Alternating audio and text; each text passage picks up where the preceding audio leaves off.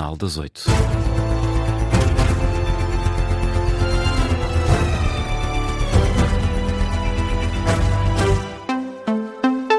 Está a começar o Jornal das 8 com a edição do Carlos Pedro. Carlos, a Seleção Nacional faz hoje o primeiro treino em solo norte-americano. A comitiva portuguesa chegou aos Estados Unidos ainda antes da meia-noite. Já no hotel, em Miami, o presidente da Federação passou uma mensagem de confiança. Pedro Proença fala numa equipa com qualidade e com bons jogadores. Ainda assim pede que a ambição seja moderada. Em Palm Beach, onde a seleção tem o seu quartel-general para esta primeira fase do Campeonato do Mundo, o presidente da Federação Portuguesa de Futebol utiliza o clichê do jogo a jogo. Aquilo que lhes disse foi exatamente aquilo que disse na presença do Presidente da República, do Primeiro-Ministro, que obviamente há uma ambição contida, mas legítima de quem quer chegar muito longe. A equipa está muito bem, está mentalizada, está tranquila, sente-se uma grande tranquilidade, uma grande maturidade. E essa transmissão de maturidade de jogadores, de equipa técnica, de estrutura da Federação, que está habituada a estes grandes torneios, é perceber que até se pode começar menos bem, muitas vezes as equipas começam menos bem, terminam muitíssimo bem, caso lembre-se do último Campeonato do Mundo. Portanto, temos de estar preparados para todos os cenários. Antes, na chegada da equipa portuguesa ao aeroporto de Miami, falou o selecionador Roberto Martínez. O técnico garante que os portugueses vão à América com muita vontade de vencer. Acho que levamos connosco toda a força do povo português e chegar aqui é o momento de começar o segundo bloco. O primeiro bloco é a preparação em Portugal, o segundo bloco agora é o Mundial dos 3 jogos da fase de grupos e estamos muito entusiasmados e cheios de força, responsabilidade também, mas acima de tudo coragem e força.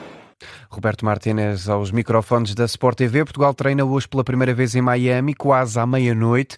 Antes, pelas 11 da noite, hora de Portugal, um jogador nacional faz uma conferência de imprensa.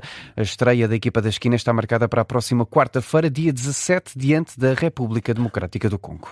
E ainda no Mundial, na última madrugada, houve espaço para a primeira goleada da competição. Os Estados Unidos, anfitriões da prova, derrotaram a seleção do Paraguai por 4-1. Bobadilla marcou na própria baliza para os Estados Unidos. Neste caso, Folarin Balogun fez 2 golos e Giovanni Reina completou a goleada dos Estados Unidos. Pelo meio, Maurício ainda reduziu para os paraguaios, mas de nada valeu. Os Estados Unidos lideram para já o grupo D deste Campeonato do Mundo de Futebol, que junta ainda Turquia e Austrália. Hoje há mais jogos.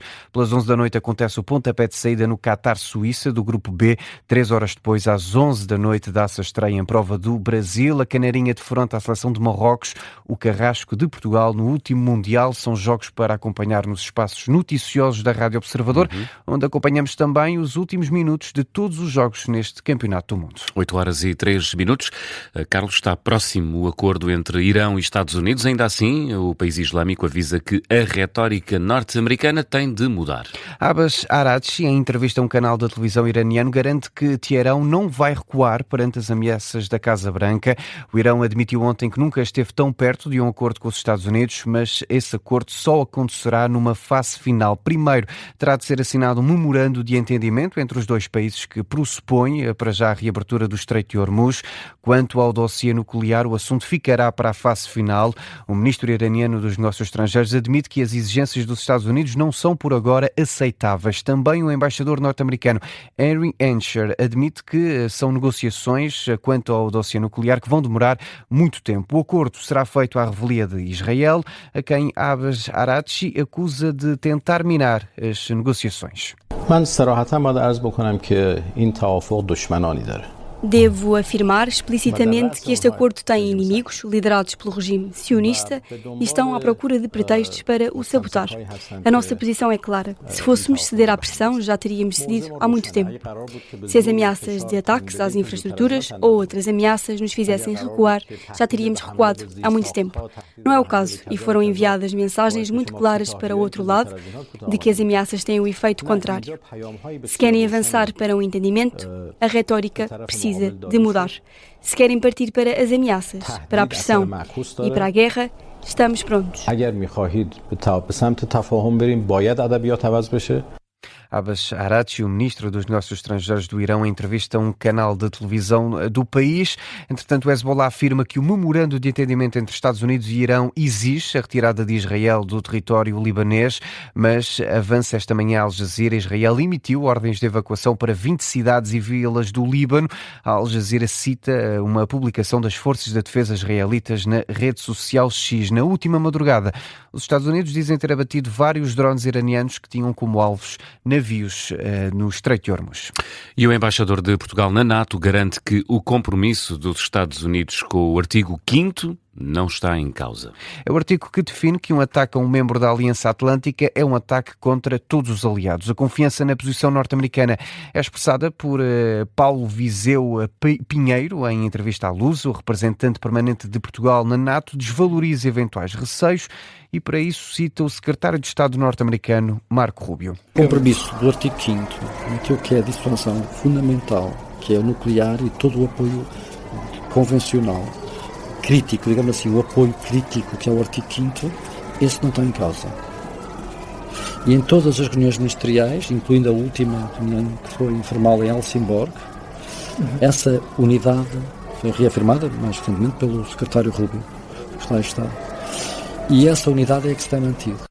Paulo Viseu Pinheiro, à Luz, admite que a NATO tem passado por algumas crises desde a sua criação, mas garante que a Aliança Atlântica sai sempre reforçada dessas crises. Já sobre o conflito entre Ucrânia e Rússia, o embaixador de Portugal na NATO diz que o compromisso europeu com Kiev vai ser expresso na próxima Cimeira da Aliança, que decorre entre 7 e 8 do próximo mês na cidade turca de Ankara. E Carlos já é conhecido o grande vencedor da última edição das Marchas de Lisboa. 8 anos depois, Alfama voltou a vencer. Com o tema Os Santos Devem Estar Loucos, foi a Alfama quem levou o título para casa nesta edição das Marchas Populares de Lisboa, numa das noites mais emblemáticas da capital portuguesa. Cerca de 2.000 pessoas participaram neste desfile, em representação dos 20 bairros lisboetas. No final, a Alfama venceu, a Marcha de Alcântara ficou em segundo lugar, o pódio fechou com o terceiro lugar entregue à Marcha da Madragoa. E para a CGTP estão reunidas todas as condições para o pacote laboral cair na Assembleia da República. É uma discussão marcada já para o dia 18 deste mês, na próxima quinta-feira. Tiago Oliveira, o líder desta central sindical, acredita que a proposta do governo vai merecer o chumbo dos partidos. E há todas as condições para o pacote laboral ser derrotado no próximo dia 18 na Assembleia da República, dando resposta àquilo que é um anseio que existe por parte dos trabalhadores, àquilo que tem sido a exigência dos trabalhadores em todo este processo de luta ao longo de todos estes meses. De qualquer das formas que venha a ser colocada à discussão na Assembleia da República, ela carece de votação. Caso haja vontade de que ele deixe à especialidade, terá que haver um requerimento que também terá que ser alvo de votação, e por isso é que eu estava a dizer que o documento só sobrevive se os partidos conscientes na Assembleia da República permitirem que ele sobreviva. Tiago Oliveira, o secretário-geral da CGTP, critica ainda o governo pela escolha do timing desta discussão. E assim termina o Jornal das 8, que teve edição do Carlos Pedro.